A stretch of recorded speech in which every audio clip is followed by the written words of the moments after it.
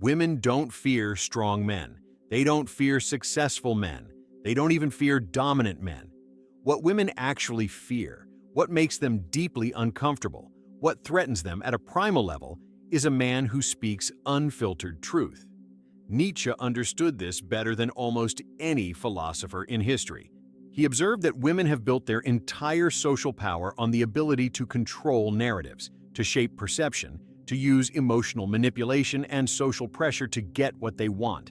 And a man who refuses to participate in those games, who simply states reality without concern for how it makes anyone feel, that man is dangerous. Not because he's violent or cruel, but because he can't be controlled. He can't be shamed into silence. He can't be manipulated through guilt or social pressure.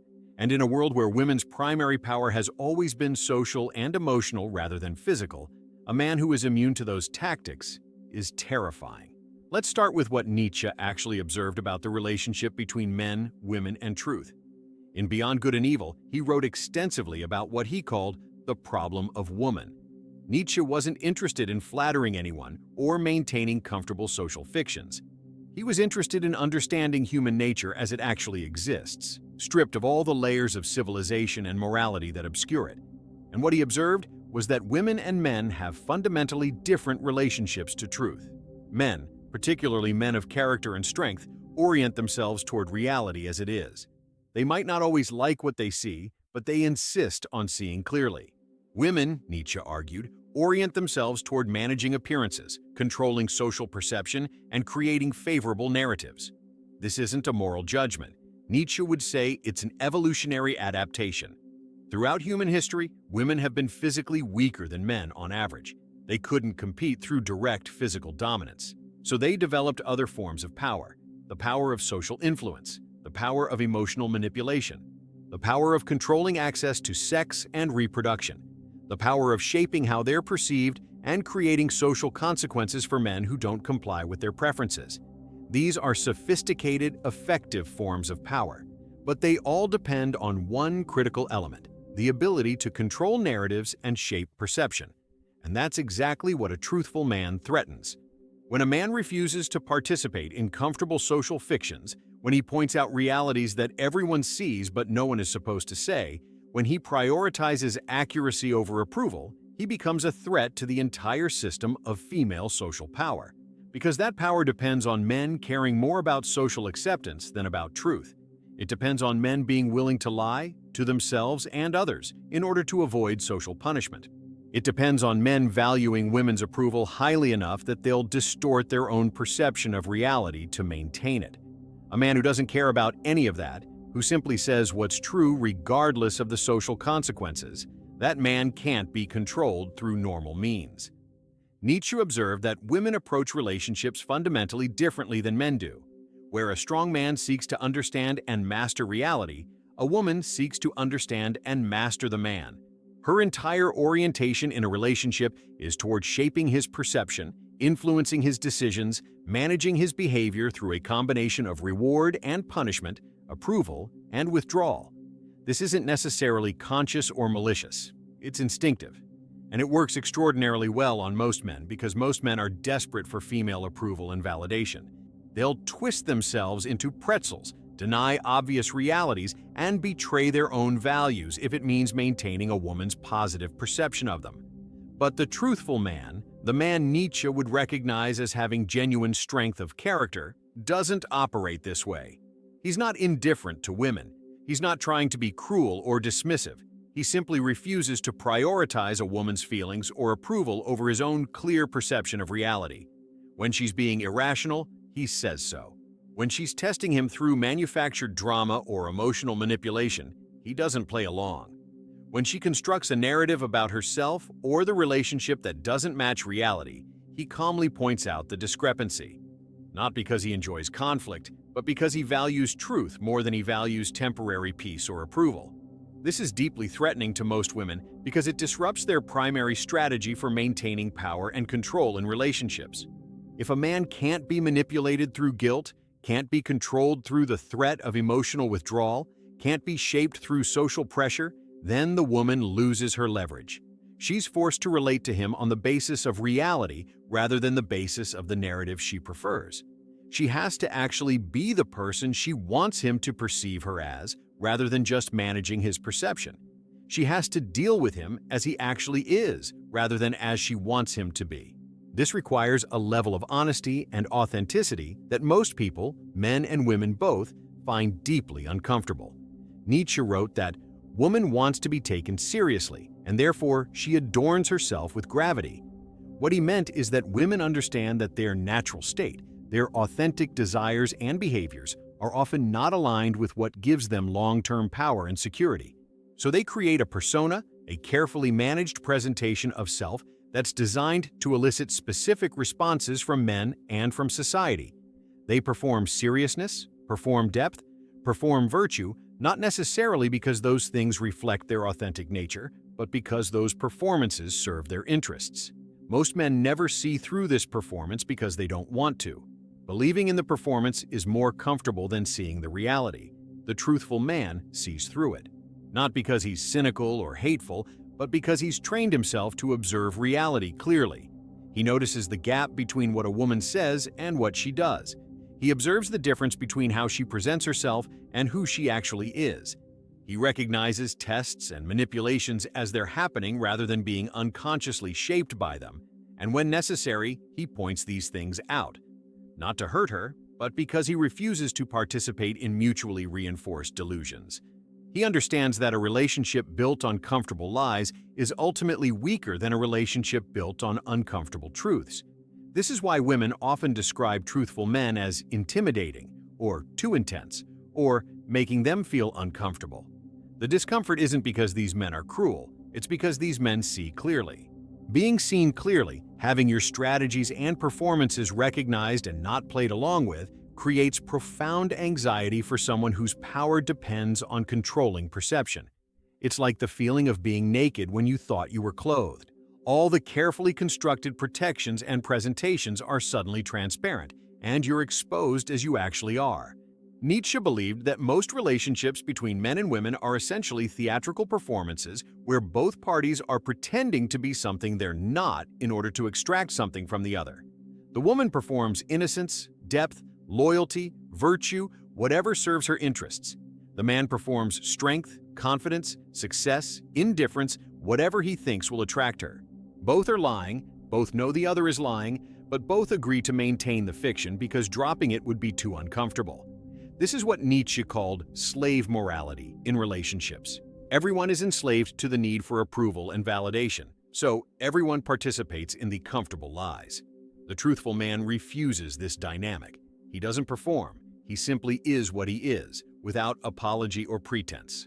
He doesn't claim to be more than he is, but he also doesn't minimize himself to make others comfortable. He observes the woman as she actually is, not as she presents herself to be. And he relates to the reality, not the performance. This creates immediate tension because the woman recognizes, often unconsciously, that her normal strategies won't work with him. She can't create attraction through performed vulnerability because he sees through the performance. She can't control him through emotional manipulation because he doesn't respond emotionally to manipulation tactics. She can't shape his behavior through social pressure because he doesn't care about social pressure more than he cares about truth. Here's where it gets psychologically complex. Part of what attracts women to strong men is precisely this quality of being difficult to control. There's an instinctive recognition that a man who can't be easily manipulated has genuine strength. But this creates a paradox. The quality that makes him attractive, his imperviousness to manipulation, is also the quality that makes him threatening.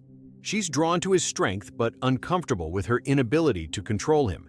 She wants him to be strong enough that other women can't manipulate him, but malleable enough that she can. When she discovers he's consistent, that he relates to her the same way he relates to everyone else, with clear-eyed honesty regardless of social consequences, it creates profound anxiety.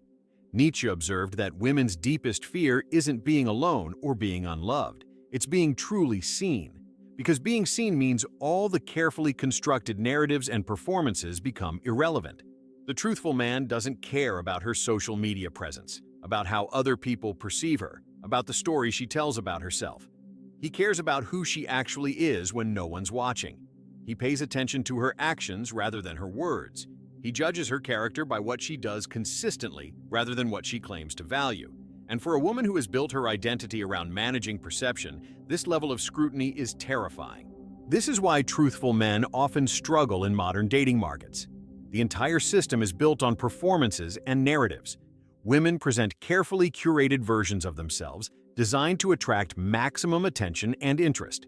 They test men constantly to see who can be manipulated and who can't. They create drama to observe how men respond. They manufacture situations designed to extract demonstrations of commitment and investment. The man who participates in these games, who pretends he doesn't see what's happening, who plays along with the tests and performances, he gets rewarded with access and approval. The man who simply says, "I see what you're doing and I'm not interested in playing these games," he gets labeled as an asshole, as too difficult, as not worth the effort. But here's what Nietzsche understood that most men don't. The woman who fears your truthfulness isn't the woman you want anyway. Because a woman who needs you to participate in comfortable lies and careful performances isn't capable of genuine intimacy. She's only capable of transaction. She can trade access to her body and her time in exchange for your participation in her preferred narrative. But she can't actually know you or be known by you because everything is mediated through layers of performance and manipulation. The relationship might look functional from the outside, but it's hollow at the core because it's not built on reality. The woman who can handle a truthful man, who doesn't fear being seen clearly, that's an extremely rare woman. Nietzsche would say such a woman has moved beyond typical feminine psychology into something closer to masculine virtue. She's strong enough that she doesn't need to control narratives to feel secure. She's honest enough with herself that she doesn't need you to validate her preferred self-image. She's comfortable enough with reality that your truthfulness feels like solid ground rather than threatening exposure. These women exist, but they're statistical outliers, and they're usually already with truthful men because they recognize the value of that kind of integrity. For most women, though, the truthful man triggers deep anxiety. He represents a loss of control. He represents accountability. He represents having to be authentic rather than just managing authenticity as a performance. And because women's social power has historically depended on their ability to control male perception through sexual access and social consequences, a man who is immune to those control mechanisms represents a fundamental threat to their sense of security and power, not a physical threat, an existential one. He makes them feel exposed, vulnerable, unable to rely on their usual strategies. Nietzsche also observed that society reinforces this dynamic by punishing truthful men and rewarding men who participate in comfortable fictions. If you point out obvious realities about female nature, about relationship dynamics, about the gap between what women say they want and what they actually respond to, you get socially destroyed. You get called a misogynist, an incel, someone who just can't get women. The social pressure to shut up and play along is immense. Most men cave to it because the cost of social exclusion feels too high. They'd rather lie to themselves and everyone else than face the consequences of speaking uncomfortable truths. The truthful man accepts those consequences, not because he's trying to be a martyr or because he enjoys conflict, but because he values his integrity more than he values social approval. He recognizes that participating in lies, even comfortable ones, corrodes something essential in his character. Nietzsche called this the will to truth, the drive to see and speak reality clearly, regardless of whether that reality is pleasant or socially acceptable. It's one of the defining characteristics of what Nietzsche called the higher man, the man who has overcome slave morality and lives according to his own values rather than the values imposed by the herd. The paradox is that this quality, this commitment to truth above social approval, is ultimately what makes a man genuinely attractive to women of quality. Not to all women, but to the women capable of genuine depth and authentic connection. Because those women recognize that a man who can't be manipulated into lying is a man who can actually be trusted. His words mean something because he says what's true rather than what's convenient. His commitments mean something because he makes them based on reality rather than based on managing perception. His strength is real rather than performed because it doesn't require external validation to exist. But you have to be willing to lose the majority of women to gain access to the minority worth having. You have to be comfortable being called names, being misunderstood, being accused of all kinds of negative qualities by people who are threatened by your refusal to participate in their narratives. You have to develop thick enough skin that social pressure bounces off rather than shaping your behavior. This is difficult. It goes against every social instinct humans have evolved. We're tribal creatures who feel deep anxiety when we're excluded from the group. Overcoming that instinct requires genuine strength of character. Nietzsche believed most men would never develop this strength. They'd spend their entire lives as what he called last men, comfortable, mediocre, more concerned with avoiding conflict and maintaining approval than with achieving anything of genuine value.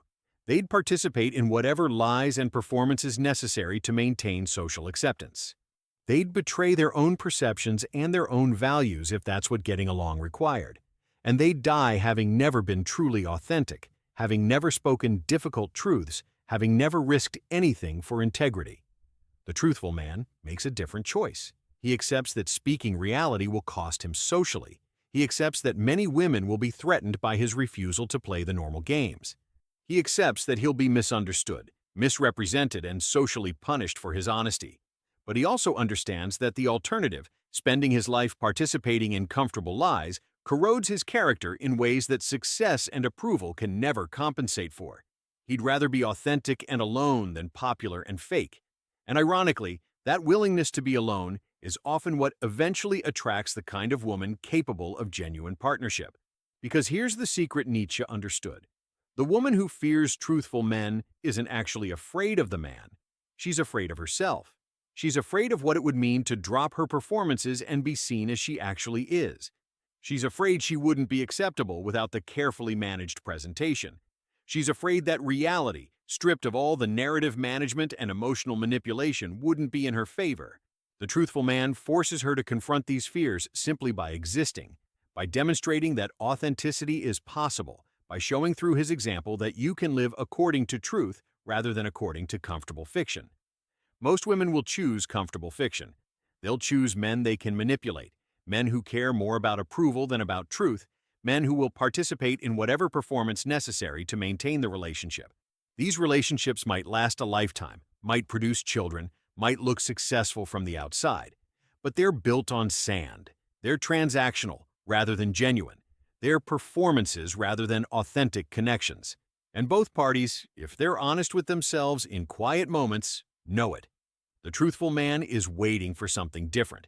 He's waiting for the woman strong enough to drop the performance. Strong enough to be seen clearly without needing to control his perception. Strong enough to relate to him based on who they both actually are rather than who they pretend to be. This woman is rare. She might not exist in his lifetime or his location. But he's not willing to settle for the performance-based alternative because he understands that some things are worth being alone for.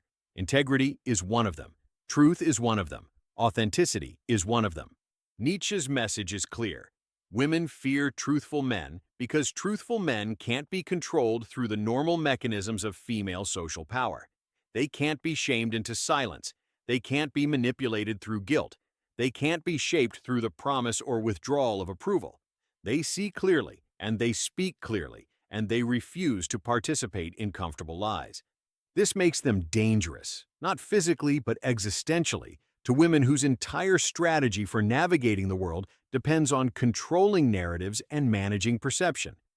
Most men will never become truthful in this way because the social cost is too high. But those who do discover something most people never experience, the freedom of living according to reality rather than according to performance. And that freedom, Nietzsche would say, is what separates the higher man from the herd.